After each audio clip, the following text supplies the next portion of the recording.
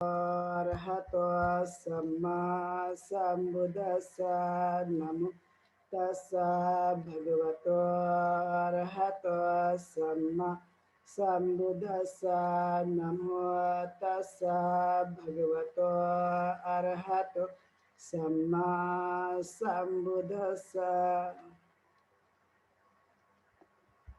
तो आज हम लोग देखेंगे जो टॉपिक है वो है माइंड डेवलपमेंट का, जो कि एक बड़ा बेहतरीन टॉपिक है, मनुष्य से रिलेटेड है और वर्तमान से भी संबंधित है।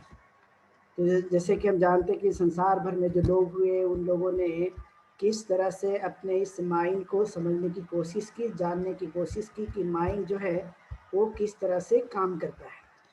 लेकिन संसार में ऐसे भी बहुत सारे जो लोग हैं वो मन को वह समझ भी नहीं पाते कि हमारे पास मन नाम की कोई शक्ति है, और इसलिए वह कभी अपने विकास पर जोर नहीं देते।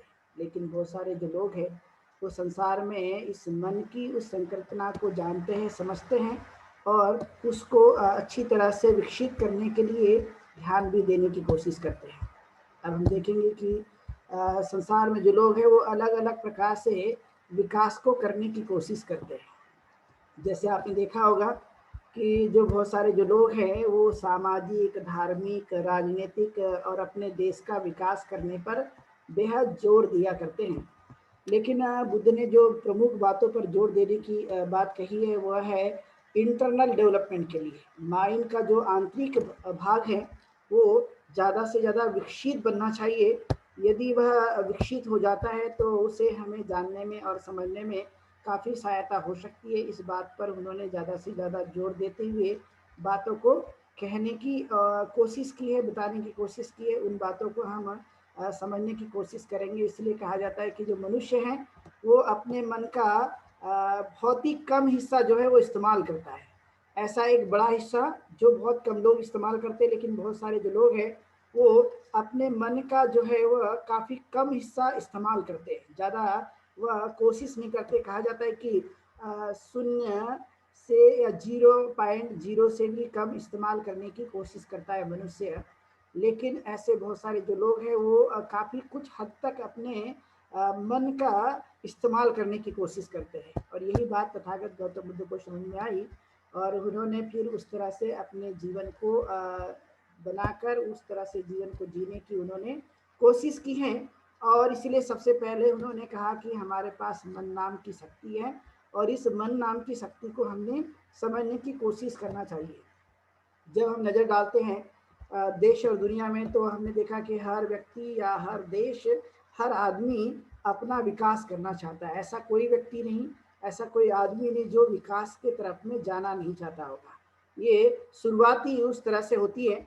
तो हम थोड़ा सा देखेंगे, मैंने कुछ आप लोगों के लिए स्लाइड बनाई है, तो उसे हम थोड़ा देखने की कोशिश करेंगे कि वह किस तरह से काम करता है और फिर उस आधार पर हम उसको देखने की कोशिश करेंगे। तो जैसे आपने देखा कि जब हम डेवलपमेंट की बात करते हैं तो जैसे कई प्रकार के विकास की खोज होती भी नज़र आती है। जैसे आपने देखा अलग अलग प्रकार के समय में अलग अलग चीज़ों को वह खोज लिया जाता है। जैसे मैंने आप लोगों को बताया कि राजनीतिक तौर पे या फिर अपने विकास को आगे और ले जाते हुए देश और दुनिया में वह बातों को करने की कोशिश की जाती है। और उस आधार पर फिर जो है वो अपने इस तरह से डेवलप करते रहते हैं अपने देश को और अपने उस एरिया को जहाँ पर उसकी ज़रूरत होती है। लेकिन तथागत गौतम बुद्ध ने जो बात कही है वो कहा है कि individual life mental aspect with mind, मतलब कि व्यक्तिगत रूप से हमें अपने जीवन को जीने के लिए हमें मानसिक ताकत के आधार पर मानसिक रूप से हमें जीवन को जीने की कोशिश करना चाहिए। और उसके लिए उन्होंने कहा कि जो मन है वो मन के माध्यम से हम लोग अपने हैप्पीनेस और पीस को प्राप्त कर सकते हैं। मतलब हमारी अपनी जो खुद की ताकत है खुश रहने के लिए और शांति से रहने के लिए, उसे हमें करने की कोशिश करनी चाहिए। तो आपने देखा होगा कि जो दुनिया भर में जो लोग हैं वो युद्ध जैसी समस्या से जूझते रहते हैं। आपने बहुत बार ये बातों को देखा होगा। अक्सर ये बात कही जाती कि संसार में जो है वो कई लोग हैं और कई देश है जहाँ पर लोग अपनी उस बातों को जोड़ देते हैं कि युद्ध एक देश जो है दूसरे देश के साथ में आपको लड़ते हुए नजर आया होगा, लेकिन तथागत ने जो बात कही है कि इनसाइड और आउटसाइड की दो तरह की बातें होती है कि हमने किस तरह से अपने उस जीवन को जीने के लिए, बनाए रखने के लिए हमने सुख और शांति के लिए प्रयत्न करना चाहिए, तो युद्ध जैसी समस्या को भी दूर किया जा सकता है। आज आपने देखा होगा कि प्रथम विश्व युद्ध हुआ, द्वितीय विश्व युद्ध हुआ और तीसरे युद्ध की बात भी हो रही है, और शीत युद्ध मतलब आंतरिक युद्ध भी बहुत ज़्यादा चलते रहता है। तो एक सोसाइटी दूसरे सोसाइटी के साथ में वह लड़ने का काम करते रहती है, लेकिन तथागत ने इस पर जोर देते हुए इस बातों को समझाने की कोशिश की है कि हमें एक प्रकार से फ्रेंडशिप जिसे कहा जाता है, हमें दोस्ती जिसे कहते हैं,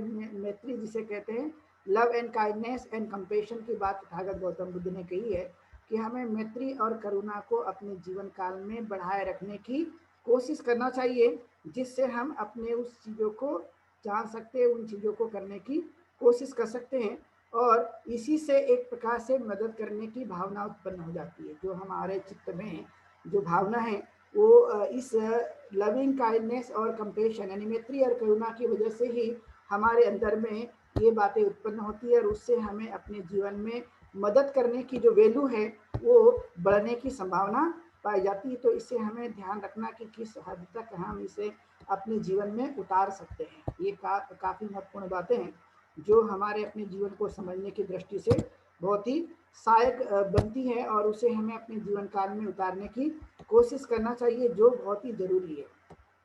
तो ये थी विकासात्मक बात, लेकिन हम लोग समझेंगे कि मन का स्वभाव कैसा है और उसे हमें कैसे जानना चाहिए, उसे कैसे हमें समझना चाहिए, जो बहुत ही जरूरी माना जाता है।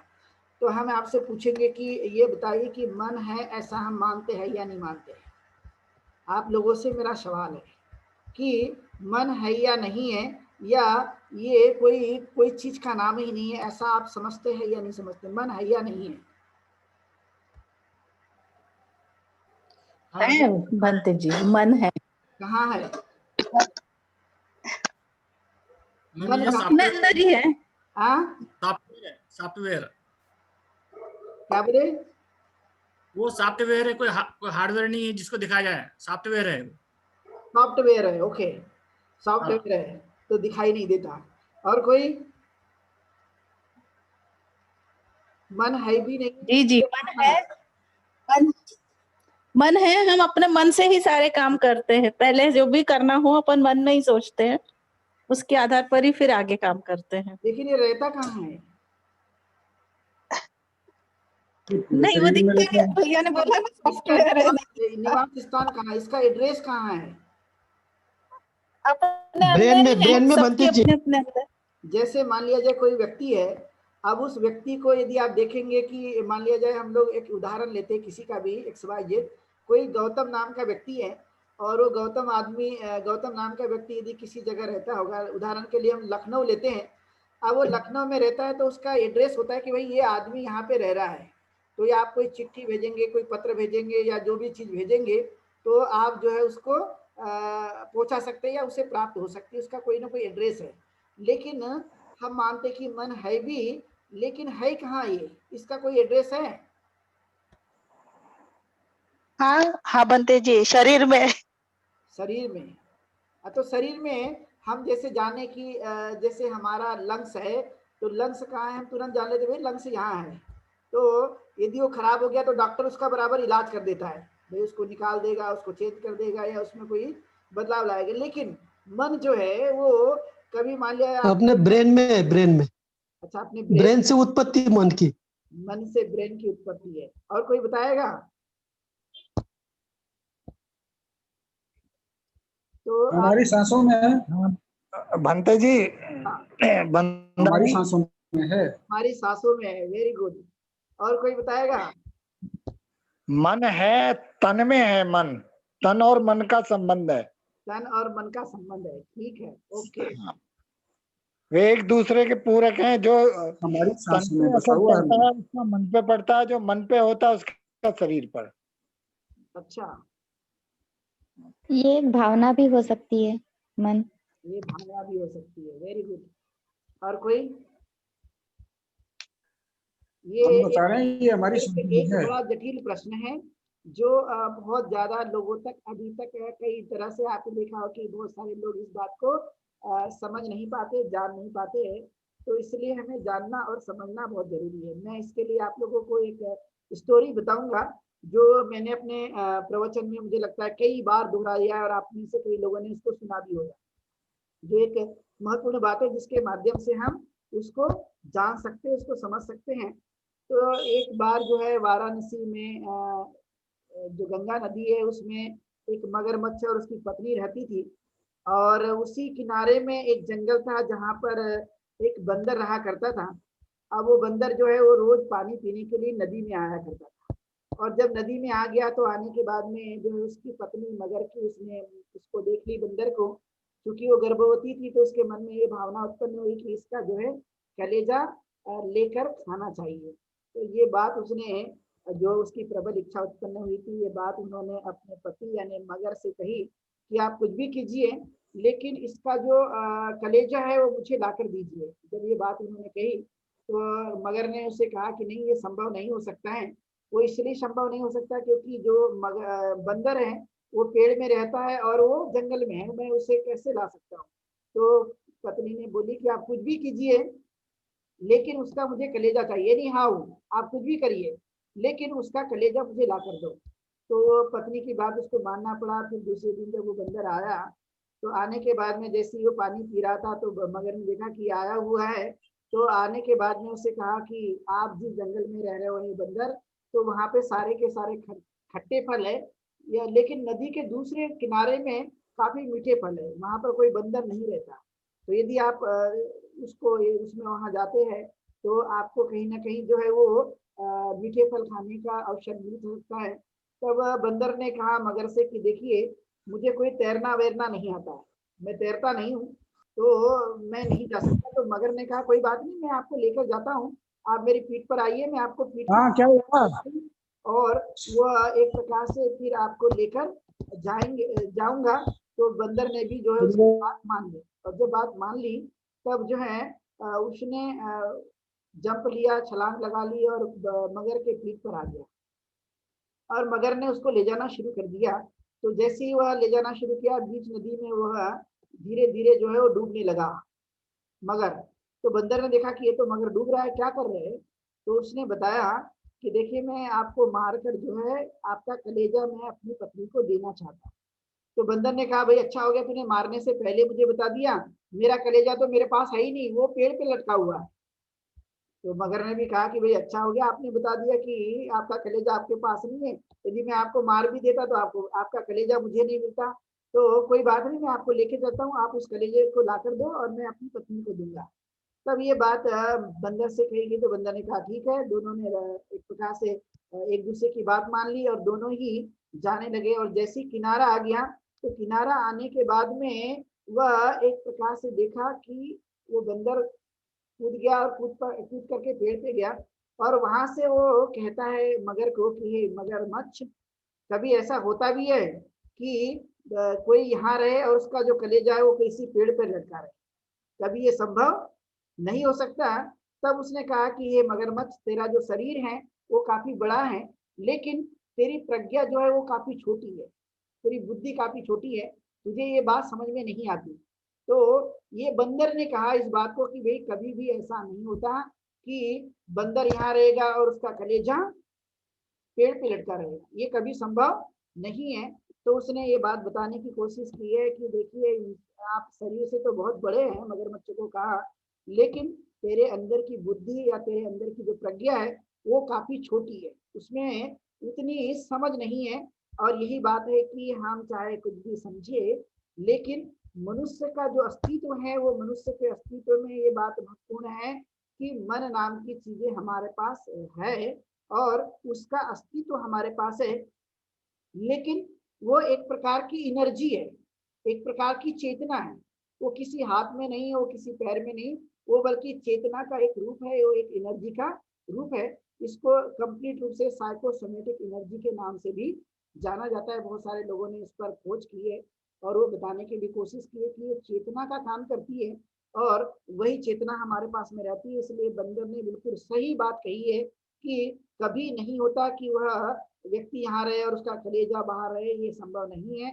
तो उसी तरह से कहने का मतलब है कि मनुष्य और जो मनुष्य का मन है वो एक साथ रहता है, लेकिन उसका जो स्वभाव है वो जाने और आने का माना जाता है। और इसलिए बहुत सारे जो लोग हैं उसका इस्तेमाल करते हैं, उसको समझते हैं, उसको जानते हैं और उसका उपयोग करने की कोशिश भी करते हैं। लेकिन कभी कभी ये होता है कि मनुष्य जो है उस लेवल तक का इस्तेमाल नहीं करता।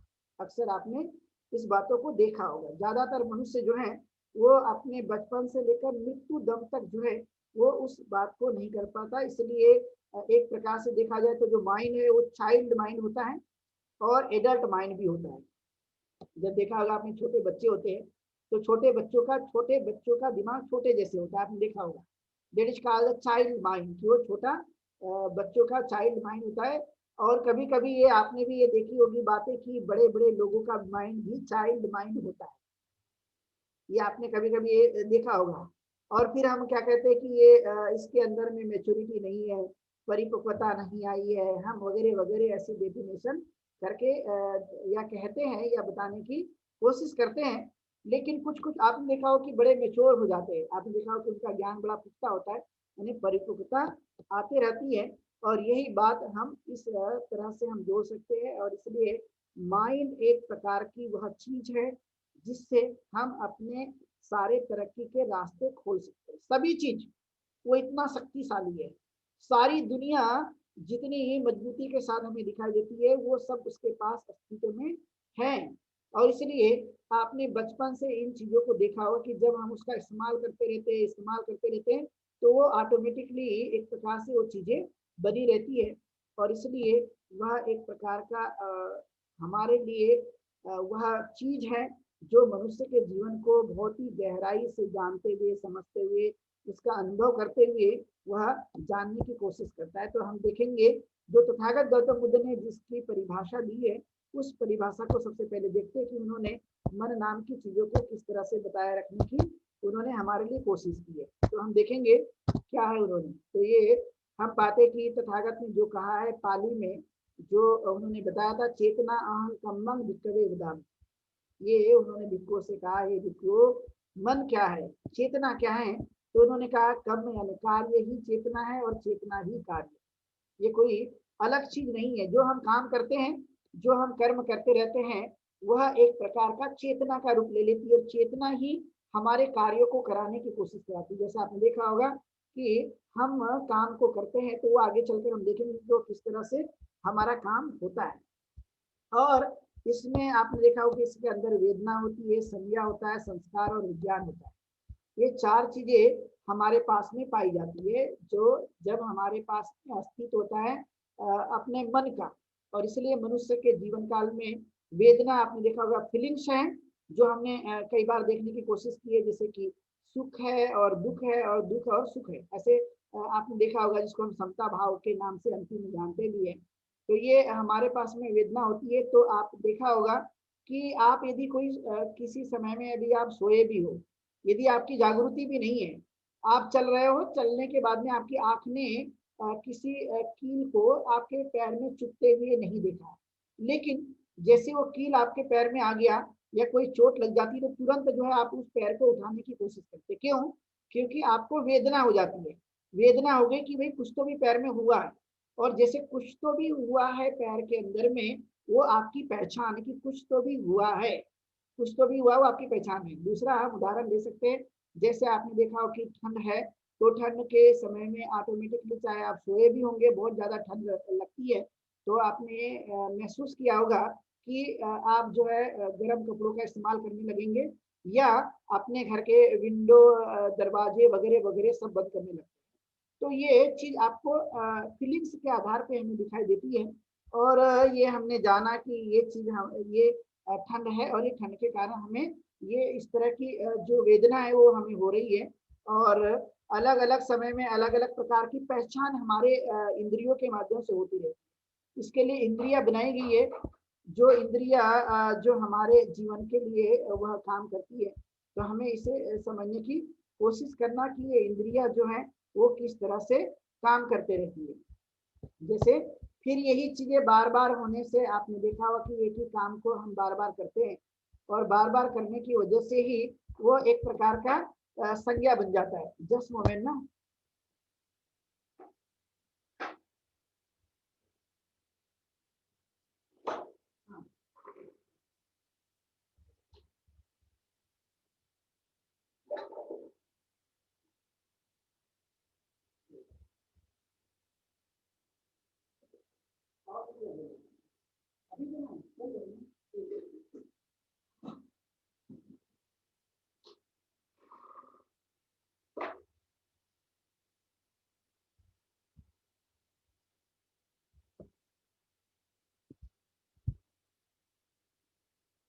तो देखा होगा कि हम जो लोग हैं वो बार बार किसी चीज को करने की वजह से वो एक प्रकार का संस्कार बन जाता है।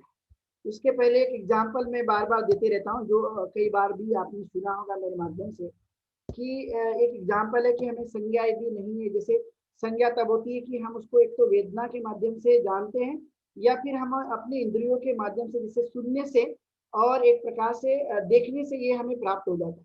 उदाहरण के लिए समझे कि कोई आदमी है जिसने अभी तक जो है वो अमेरिका नहीं देखा, चंद्रमा पर कोई नहीं गया, तो जब कोई नहीं गया है तो हमारे पास उसका एक प्रकार से संज्ञा नहीं है, पहचान नहीं है, तो हम उसका उपयोग नहीं कर पाएंगे या समझ नहीं पाएंगे, जान नहीं पाएंगे कि वो कैसा है। लेकिन एक बार यदि हमने देख लिया तो देखने के बाद में हम उसका अंदाज लगा सकते हैं कि वो किस तरह से काम करता है। तो ये चीजें हमें समझने की कोशिश करना, और यही सभी चीजें जो है एक प्रकार से चेतना बन जाती है। चेतना को भी विज्ञान की संज्ञा दी, क्योंकि वो जानता है, समझता है और वह एक प्रकार से ज्ञान को रखता है। यानी ये सभी चीजें कंप्यूटर से आपने देखी होगी कि ये चीजें अस्तित्व में पाई जाती है, और वही कारण है कि हम इसको अच्छे ढंग से समझने के लिए जो हमारे जीवन में जो वैल्यू है वो हम जानने की कोशिश कर सकते हैं। जैसे कभी कभी आपने देखा हो कि जो हमारे अंदर की जो चेतना है, वो चेतना इन सब चीजों के कारण से वो काम करना शुरू कर देती है। आपने अक्सर ये देखा होगा। लेकिन जो चीजें हमने आज तक देखी नहीं है, जो कार्य हमने किए नहीं है, तो वो चेतना बनने की उसकी संभावना नहीं पाई जाएगी, वो चीजें बनेगी नहीं, क्योंकि उसको हमने अपने माध्यम से, अपने इंद्रियों के माध्यम से उसे लेने की कोशिश नहीं की है। ये बात आपने अक्सर देखी होगी, और इसलिए कई बार आप ये महसूस करते होंगे, बहुत बार आपने देखा होगा कि जब हम इन चीजों को करने की कोशिश करते हैं और कोई चीज हम लोग देखते रहते हैं तो उसकी संज्ञा होने की संभावना पाई जाती है। जैसे मान लिया जाए हम सब लोगों ने यदि कोई चीज देखी नहीं आज तक, तो क्या हम उसके बारे में बता सकते हैं कि हमने वो चीज देखी नहीं है, लेकिन फिर भी उसके बारे में कह सकते हैं? कोई है जो ऐसा बता सकता है? जैसे हमने से किसी ने आज तक चंद्रमा देखा नहीं है, तो चंद्रमा कैसा है वहां जाने के बाद, क्योंकि वो एक ग्रह है, अब वो ग्रह है, अब वहां पर गए नहीं है, दूर से तो हमें एक गोलाकार दिखाई देता है जो हमारी आंखें देखने का काम करती है, लेकिन वहां पर क्या है उसके वहां पर तो वो हमने देखा नहीं, तो वो हमें बात पता नहीं होगी। आप इसका अंदाज बिल्कुल भी नहीं लगा सकते हैं, सोच सकते हैं, लेकिन न देखने की वजह से बराबर उसका इस्तेमाल या उसको कहना काफी मुश्किल माना जाता है, क्योंकि हमने उसको देखा नहीं है, और जब देखा नहीं है तो उसका उपयोग भी करना काफी मुश्किल माना जाता है। तो इसलिए हमें इस बातों को समझने की कोशिश करना कि ये बातें कितनी महत्व की है, और उस बातों को हम किस आधार पर जानने की कोशिश कर सकते हैं। और यही एक मन का काम करता है कि वेदना, संज्ञा, संस्कार और विज्ञान जो एक बड़ी बात होती है अपने जीवन के लिए, जिसके माध्यम से यही सब काम कहते हैं। इसलिए जो 80 प्रकार का जो मन है, 89 प्रकार का जो मन है, उसको हम बाद में देखने की कोशिश करेंगे कि वो किस तरह से काम करता है, लेकिन बुद्ध ने जो बात बताई है उसे हम जानने की कोशिश करेंगे। और इसलिए थोड़ी देर के लिए जब हम आंख बंद करके मेडिटेशन करते हैं, तब की अवस्था और अभी की अवस्था में क्या फर्क पड़ता है ये बताइएगा। अभी हम लोग कम से कम 1-2 मिनट का मेडिटेशन करेंगे, और मेडिटेशन करने के बाद हम अपनी मन की उस अवस्था को जानने की कोशिश करेंगे, और इसलिए हम जानने की कोशिश करेंगे कि अभी की अवस्था और उसके बाद की अवस्था, जिस तरह से हमारे समझ के उस ढंग से, अपने अनुभव से हम उन बातों को जान सकते, समझ सकते हैं। तो थोड़ी देर के लिए हम मेडिटेशन की प्रैक्टिस करेंगे 2 मिनट की, और उसके बाद में अभी की चित्त की अवस्था और करने के बाद का क्या क्या हुआ ये हम बताने की कोशिश करेंगे। तो सभी लोग जो है थोड़ी देर के लिए मेडिटेशन की प्रैक्टिस करेंगे।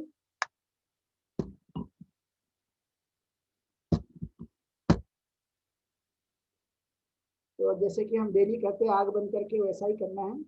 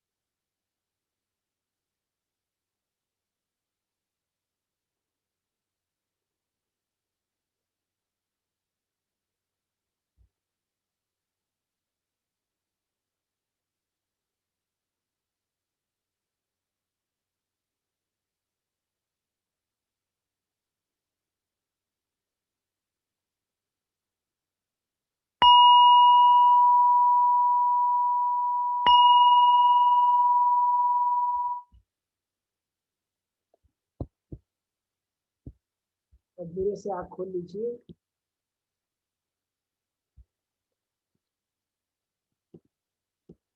अब ये हमें बताना है कि पहले आपने ध्यान करने से पहले का जो कुछ भी हमारा मन का काम था या स्थिति थी और अभी की स्थिति में क्या अंतर पाया गया, क्या आपने महसूस किया। चाहे वह हमने 1 या 2 मिनट हमने करने की कोशिश की, लेकिन फिर भी किस किस रूप से वह काम कर रहा था।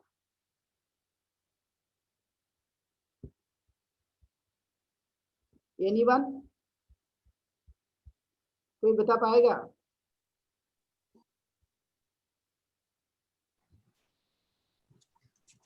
सांस आ रही जा रही, बस ये यानी सांस की तरफ ही ध्यान था। और कोई बताएगा कि इस दुनिया में क्या हो रहा था जो हमने ध्यान करने की कोशिश की। तो ये जो ध्यान की दुनिया है, हमारा मन है उसके पहले का और बाद में किस तरह से काम कर रहा था। एनीवन हमारा मन के भंते जी एक किसी का उद्देश्य के ऊपर काम कर रहा था। अभी जो हम उसके बाद हमारा मन कहीं और चीज के बारे में इधर उधर भटक रहा था। हाँ, अभी मतलब भटक रहा है। उस समय कहीं हम एक कोई चीज के ऊपर मतलब जैसे ध्यान कर रहे हैं तो उसके ऊपर हमारा मतलब उद्देश्य वही था, तो हमारा उसके ऊपर ही ध्यान केंद्रित था। Very good. और कोई किसी को तो भी सांसों में हाँ मतलब मन स्थिर था, मन स्थिर था, शांत लेकिन बिल्कुल। ध्यान करने से पहले का जो है वो किस तरह से देखा गया। ये अख्तर सिंह जी आप थोड़ा सा स्क्रीन ये जो है वो बंद कर दीजिएगा ताकि ये दिक्कत ना हो। अख्तर सिंह जी आप स्क्रीन शॉट जो कर रहे हैं ना शेयरिंग का, वो प्लीज बंद करा दीजिए।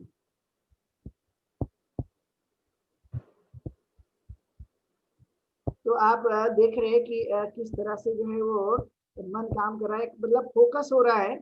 लेकिन कभी कभी आपने देखा होगा, बहुत बार ये महसूस करते हैं कि मन जो है वो अभी तो फोकस हो गया, अभी तो लग रहा है, लेकिन कई बार आपने देखा हो कि ऐसी चीजें उत्पन्न होती है जैसे कई प्रकार की वेदना उत्पन्न हो गई। तो वेदना होते हुए कभी दुखद वेदना हो गई तो तब ऐसी कंडीशन में आपने देखा हो कि वो चीजें हमसे होती नहीं है, यानी अपने को लगता है कि ये हमारा मन केंद्रित नहीं हो रहा है और इसलिए हमें कहीं ना कहीं दिक्कत उत्पन्न होने की संभावना पाई जाती है और इसलिए हमें वो करना जरूरी माना जाता है। तो हम इसको करने की कोशिश करें जिससे हम उसको समझ सकते ये हमें जानना होगा और जानकर जो उसे करने की हमें कोशिश करनी होगी।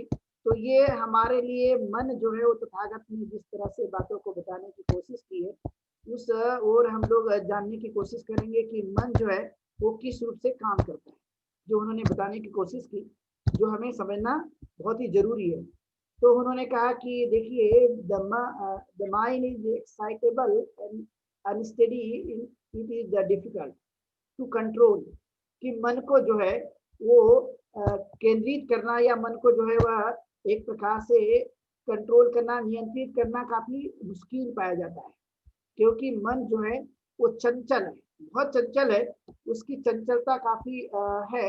वह कितनी दूरियां तय करके आता है, कितनी लगा के आता है, वो हम ही जान सकते हैं। जिसका मन ये जाते गया, इधर उधर भागते गया, वही जान सकते हैं कि ये कितना चक्कर लगाता है और कहाँ कहाँ घूमकर आने की कोशिश करता है। और इसलिए कहा गया द वाइस वन ट्रेन्स, कि हमने अपने मन को नियंत्रित करने के लिए उसे प्रशिक्षित करना चाहिए। जब वो प्रशिक्षित होगा तो स्वाभाविक है वो नियंत्रण में आने की संभावना पाई जाती है। तो जिस तरह से उन्होंने कहा कि जो तीर बनाने वाले लोग हैं उसको सीधा कर देते हैं, तो उसी तरह से मन को भी ठीक किया जा सकता है, मन को भी, चंचल मन को भी जो है एक प्रकार से सीधा किया जा सकता है या नियंत्रित किया जा सकता है। लेकिन यदि हमने नियंत्रण करने की कोशिश नहीं की तो ये कभी नियंत्रण होने की संभावना नहीं पाई जा सकती है। और इसलिए हमें इस बात को ध्यान में रखने की कोशिश करना कि मन जो है वो चंचल है, और ये चंचल स्वभाव जो है वो इस तरह से काम करने की कोशिश करता है। इसलिए तथागत ने कहा कि all mental phenomena have mind is the, वो कहते हैं कि इस तरह से जो माइंड है वो सभी चीजें जो है उसमें उत्पन्न होती है, क्योंकि वो सभी चीजों का एक प्रकार से फिनोमिना है। सभी प्रकार के जो विचार हैं या जो कुछ भी मन में भाव है वो वहां पर उत्पन्न होने की संभावना पाई जाती है, और उसी आधार पर फिर वह काम करना शुरू करता है। एक इस तरह की महत्वपूर्ण बातें उसमें उत्पन्न होती है। और हम भी जानते हैं कि मन एक प्रमुख है और मन ही हमारे लिए एक मालिक की तरह काम करता है। यानी सबसे दुनिया की कोई चीज यदि हमारे पास में है तो वो मन हमारा है, लेकिन उसे हमें ट्रेन करने की कोशिश करना है। यदि वो ट्रेन हो गया तो सही मायने में फिर वह काम करना शुरू कर सकता है। उसके लिए कहा कि जो बुद्धिमान लोग होते हैं वो बुद्धिमान लोग जो है वो अपने मन को ठीक करने की कोशिश कर सकते हैं। लेकिन मान लिया जाए यदि वो बुद्धिमान नहीं है और वह उस चीजों को नहीं समझा है, तो एक प्रकार से फिर तथागत ने जो बात कही थी जो मैं आप लोगों को बताना चाहता हूँ, उन्होंने कहा कि यदि ऐसा नहीं है तो उससे फिर दुख उत्पन्न होने की संभावना पाई जाती है। जो हमारा मन यदि स्थिर नहीं है और उसमें गलत विचार आ गए, यदि कई प्रकार की कार्यशैली हमारी बराबर नहीं है, तो उन्होंने कहा कि जिस तरह से बैल के पीछे चक्के होते हैं उसी तरह से वह एक प्रकार से जो सफरिंग है या दुख है वो मनुष्य के साथ भी वैसा ही बना रहने की संभावना पाई जाती है। और इसलिए कहा कि जो चक्र है ये चक्र जो है सदैव ही चलते रहता है। यदि हमने मलिन मन से कार्य किया, मलिन मन से विचार किया, तो वह कार्य ही चलते रहता है। ये बात इतनी वास्तविक रूप से आप देख सकते हैं। और इसलिए आपने बहुत बार ये देखा होगा कि कई बार हम ऐसा देखते हैं, जैसे परिवार में रहते या सोसाइटी में हम रहते हैं, तो परिवार और सोसाइटी में रहते समय कई बार आपने देखा हो कि मनुष्य के अंदर में ईर्ष्या की भावना उत्पन्न हो जाती है या क्रोध की भावना उत्पन्न हो जाती है, लालच की भावना होती है, या हम गलत मन से कार्य को करने की कोशिश करते हैं। कई बार आपने ये देखा होगा, और जब ये देखा गया तो पहले हमने मन में उसका प्लान कर लिया, और प्लान करने के बाद भी उस भाव को हम व्यक्त करने की डेली लाइफ में कोशिश करते हैं। और जैसे डेली लाइफ में हम उस भाव को व्यक्त करने की कोशिश करते हैं तो वो हमसे हमारे सामने ही प्रकट होने की संभावना पाई जाती है, क्योंकि पहले हमने उसको अपने पहले ही विचार कर लिया है और पहले उसको करने की कोशिश की है। तो माइंड में जो भाव उत्पन्न हुआ है वही बाहर भी प्रकटीकरण की संभावना पाई जाती है। अब जब ये संभावना हो गई है तो ऐसे समय में क्या करना, तो तथागत ने कहा देखिए यदि गलत विचार आ गए या गलत कार्य हम करने की कोशिश कर रहे हैं और गलत कार्य करके हमें दुख उत्पन्न होता होगा, तो इसके ठीक उल्टा करने की जरूरत है। जिस काम से हमें दुख उत्पन्न होता है तो उस कार्य को न करते हुए अब कौन से कार्य करें, तो उन्होंने कहा कि हमें अच्छे विचार को विचार करना चाहिए, अच्छे विचार को लाकर जो है वो कार्य को करने की कोशिश करना चाहिए। जब अच्छे कार्य को करने की कोशिश करते हैं तो स्वाभाविक हमारे अंदर में सुख का अनुभव हम लेते रहते हैं, क्योंकि पहले ही हमने उस भाव को बना लिया है कि हम अच्छे कार्यों को करने की कोशिश करेंगे, तो उसका परिणाम भी जो है वो सुख में तब्दील होने की संभावना पाई जाती है। तो तथागत ने उसको कहा कि जो हैप्पीनेस मिलेगा या सुख मिलेगा, लाइक और शेडो की जो हमारी छाया है, हमारी जो प्रति छाया है जिस तरह से हमारे साथ बनी रहती है, वैसा ही सुख मिलने की संभावना रहेगी और वो हमारे साथ बना रहेगा। लेकिन जब हम मन से कई प्रकार के विचार लाते रहते हैं जो वास्तविक भी नहीं है, और वो जितने बार बार आते रहेंगे तो उसी से हमारे शरीर के अंदर में हानिकारक हार्मोन्स क्रिएट होंगे, और वो हानिकारक हार्मोन्स जो हैं वो हमें क्षति पहुंचाने के लिए मददगार साबित होगा। यानी किसी भी प्रकार की क्षति, चाहे वो मानसिक लेवल पर हो चाहे वो शारीरिक लेवल पर हो, होने की पूरी पूरी संभावना पाई जाती है। ये उसका एक परिणाम आप लोग देख सकते हैं यथार्थ रूप से, जो हमने कई बार अनुभव के तौर पे देखा है। तो हम लोग इसको और भी जारी रखेंगे, लेकिन लेंगे एक छोटा सा ब्रेक, और ब्रेक के बाद में हम लोग कंटिन्यू करेंगे।